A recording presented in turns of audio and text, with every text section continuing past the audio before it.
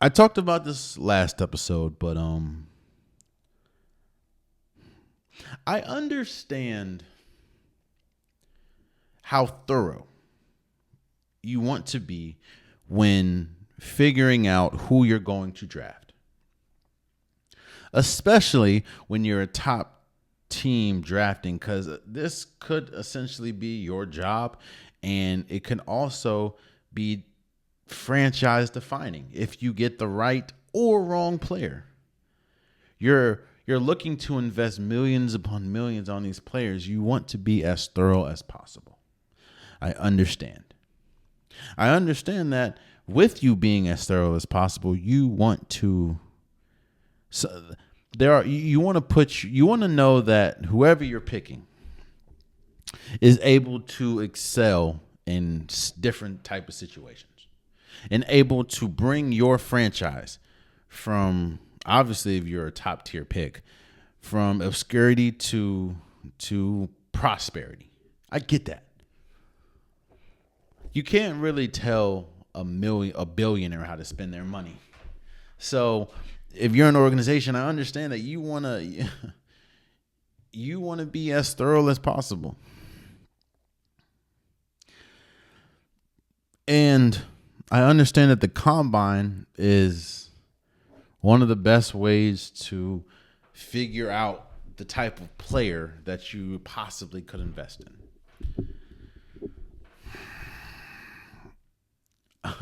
As you guys can see, I'm teeing it up because I'm going to now express one of the biggest issues that I have with the combine, because you guys know that one of my biggest issues is it makes GMs, it makes scouts lazy, because a lot of people take what they get from the combines and just makes it law. It's like, what was the point of playing the season if you're not really if you're gonna lean more heavily into the combine than you are going to be the tape?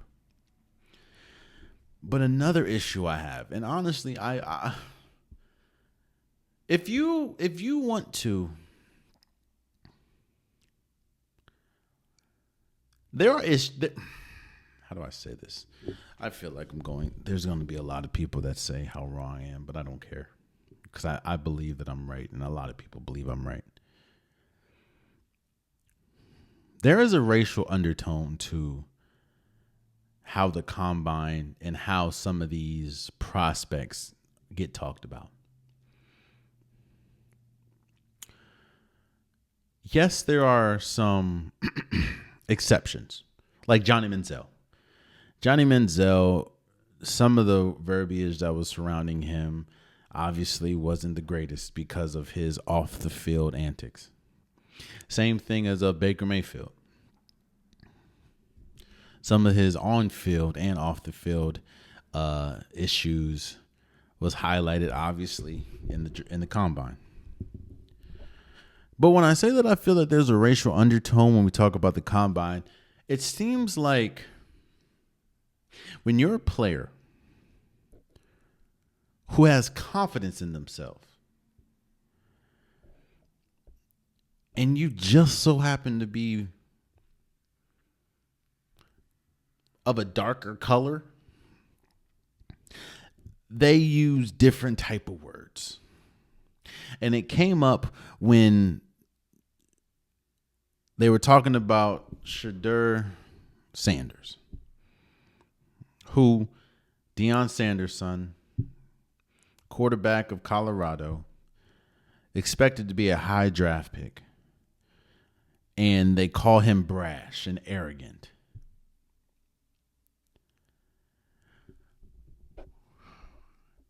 And my thing is, when I listen to Shadur talk,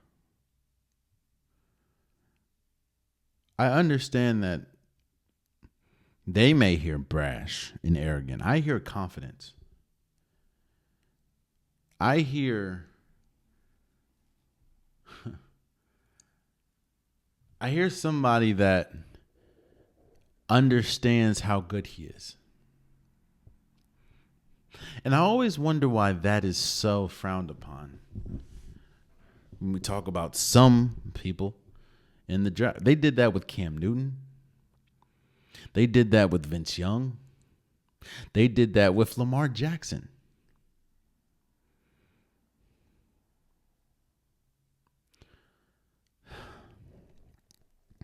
And the thing that sucks the most, and the reason why I really wanted to talk about this is because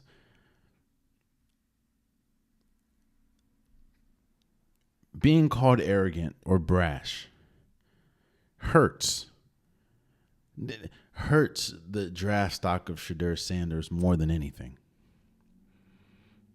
Look, I think that one player I hear Shedeur get compared to is Caleb Williams, who another player that they said was arrogant and had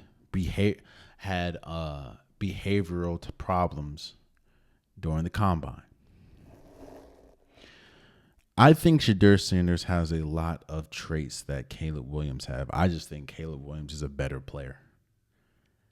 I wouldn't be surprised if Shedeur fell, not because he's not good, but because people think he's brash and arrogant.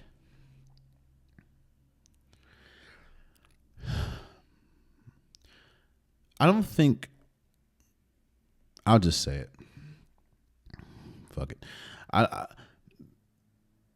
People don't like African Americans to be confident in themselves. They think African Americans not being confident in themselves is a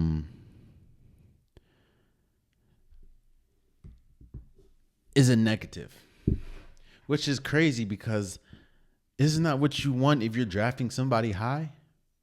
Why is it that another quarterback who is confident in himself is confident, but because Shedeur Sanders knows how good he is and knows his value and thinks that he can be a game changer for an organization, why is he brash and arrogant?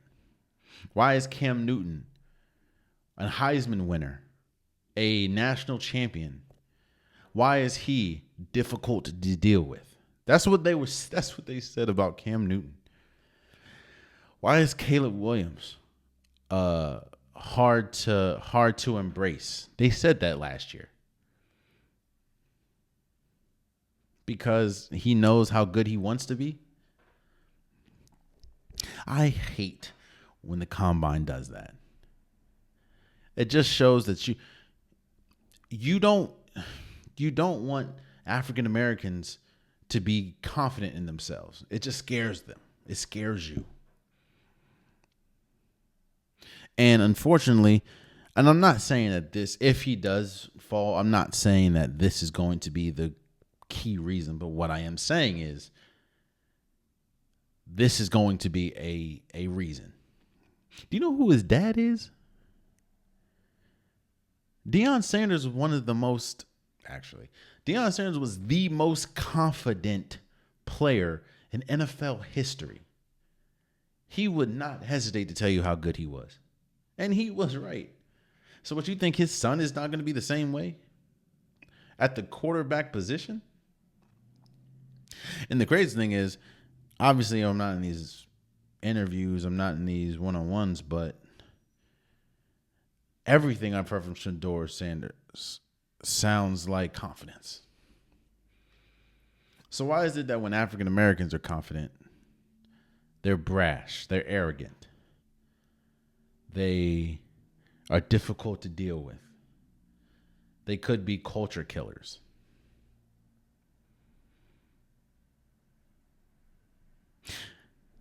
So does that mean that you don't want a confident player to go high or to lead your team? Does that mean that Tom Brady wasn't confident? Does that mean that TJ Watt's not confident? Does that mean that who else? Does that mean that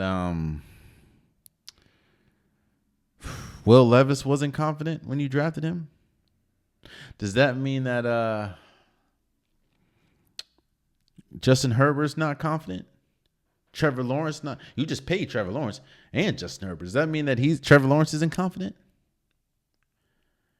Oh, but when Shadur Sanders is confident about his ability to change an organization, that's brash and arrogant. Okay. Okay. Oh man, you stayed to the end of the video. I appreciate you. If you like what you saw, be sure to hit that subscribe button so you'll never miss any content from your boy. You can also go back and watch past episodes, past clips, and don't forget that the Unpopular Podcast new episodes drop every Wednesday and Saturday. Appreciate you.